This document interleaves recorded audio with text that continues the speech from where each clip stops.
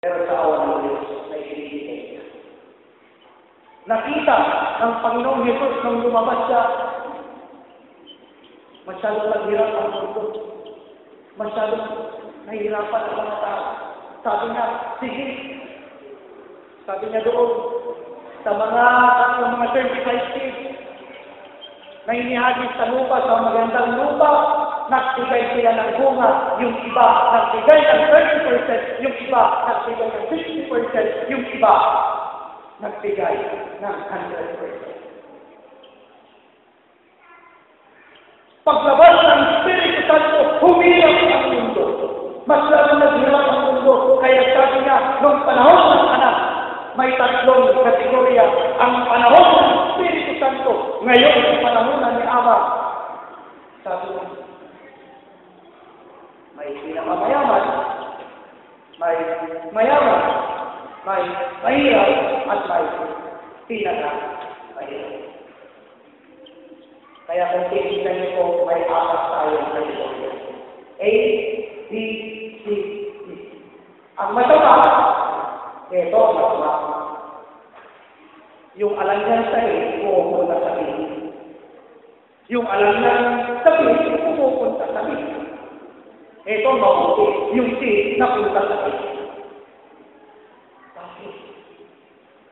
Dahil sa kanyang pananampalataya, dahil sa kanyang pagtanggap sa Panginoon, naniniwala siya na lahat ng pinangailangan, lahat ng pangangailangan, tutugunan ng Diyos.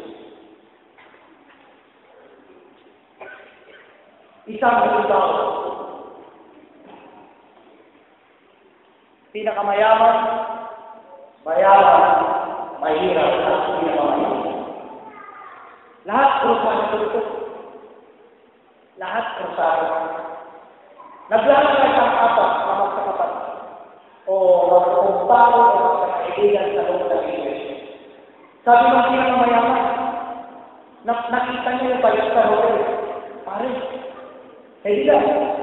Kain mo na tayo. Sabihin mo ba kakayanan yung pinakamayaman? Sabihin mo ba kakayanan yung mahirap?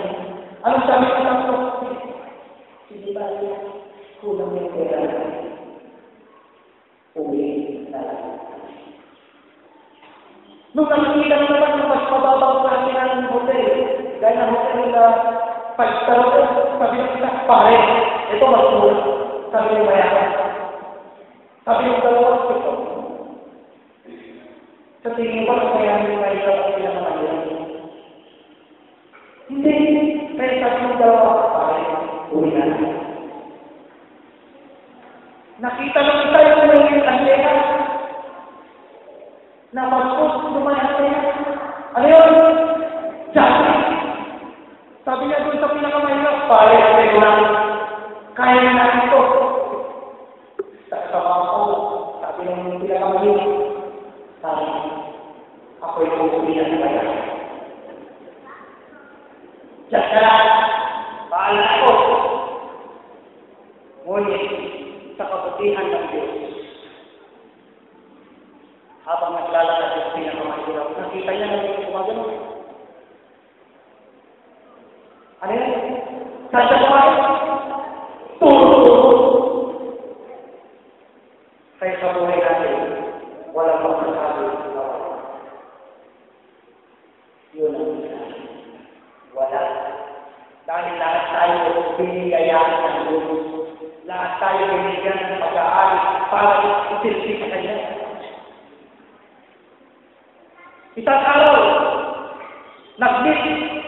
nagkikita-kita ulit yung magkakaibigan. Sabi nung yung pinakamayaman, pare, nabusog ako.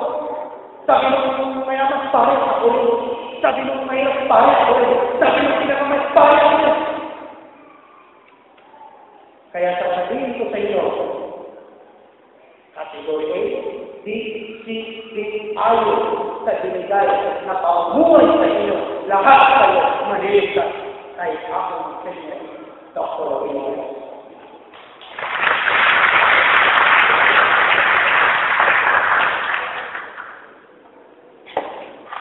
Siguro po, nagtataka kayo, bakit sinakabahan ko?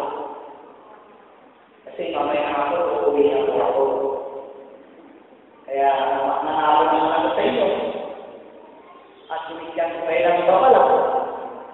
Nung nakaraang linggo, na bago kayo kumato, dito sa simbahan, nung dahil ko, kumani. Kaya patuloy ko natin. Sabi dito, Yapo Marco, Kabanata 13 o 12. Sabi niya, Marcos,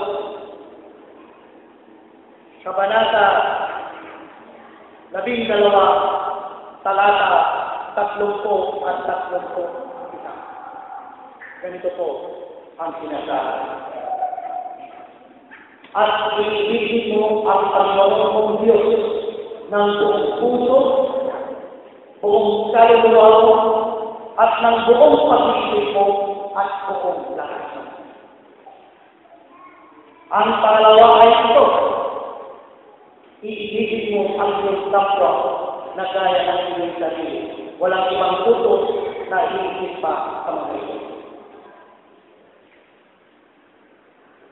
Kung ikaw ay tunay na may pag-ibig sa Panginoon, dapat, sabi niya, ibigin mo ang Diyos ng iyong buong puso. Hindi niya sinabi na kalahati ng iyong puso. Hindi niya sinabi na kalahati ng iyong lakas. Hindi niya sinabi na kalahati ng iyong pag-ibig. Bagkos ang sinabi,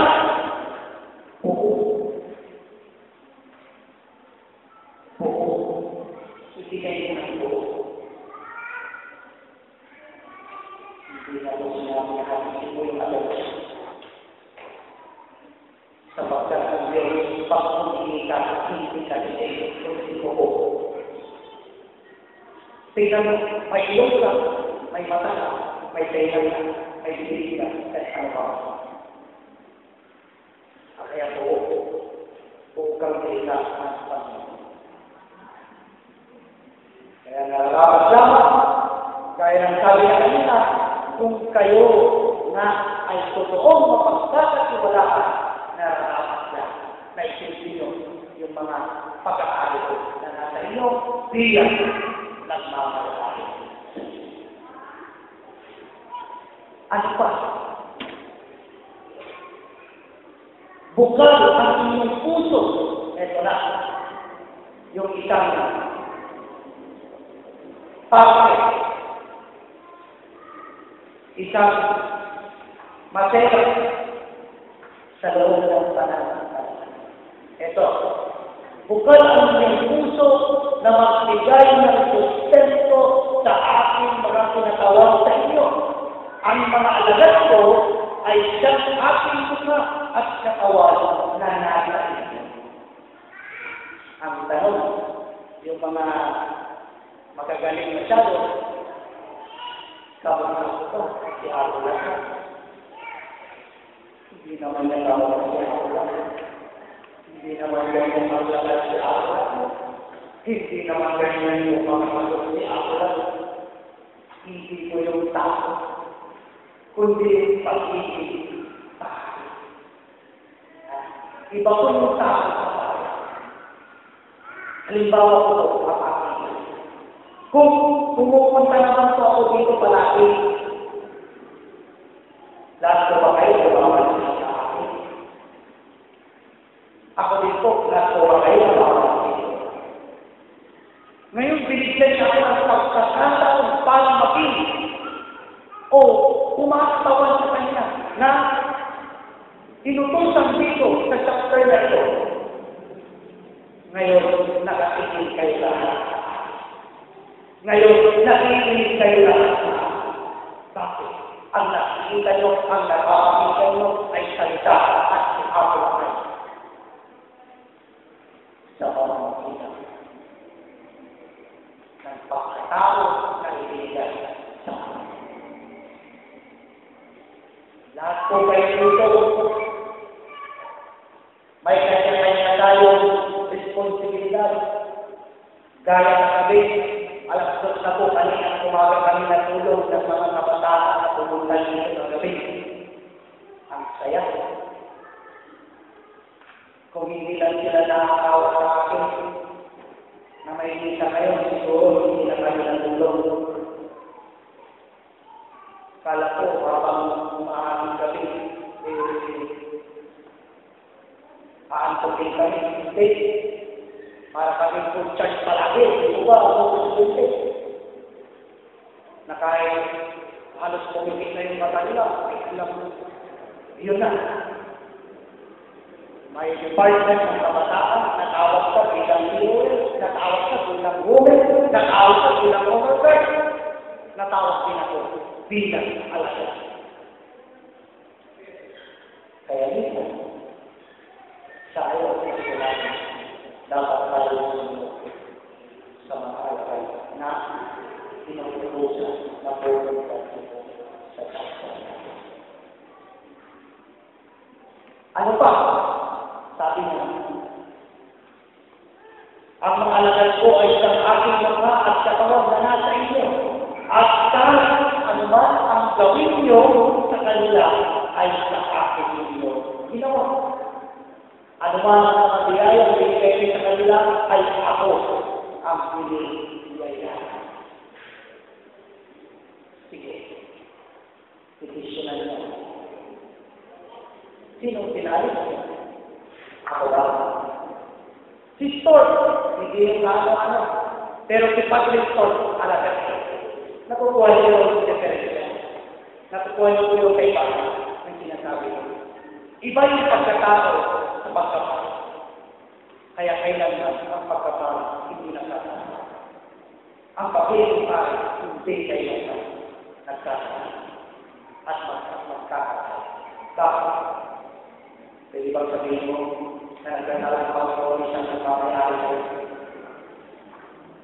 Kundi ang tao tumangga ng pagkamayari. Nakukuha niyo po ba? Ipagpatuloy yan. Sabi na dito sa Marcos o dito sa Mateo, ngunit pag-alala na tayo, sabi na, bukalan ang inyong puso. Sabi na, mga magulang na kapatid, na kung binigyan sila ng pagkain, kami inumin o pagmamahal, saya at paggalang ay sa akin ninyong ginawa ang lahat ng inan. Kaya sabi ng banal na kasulatan sa Letron ni Lucas, Kabanata 6, talata 28, sabi niya, mga sigay kayo at kayo bibigyan, sakal na mabuti, siksik, liglig at umaasal ay bibigyan nila sa inyong kaibunan, sapagkat sa kanulat ng iyong isuka ay doon kayo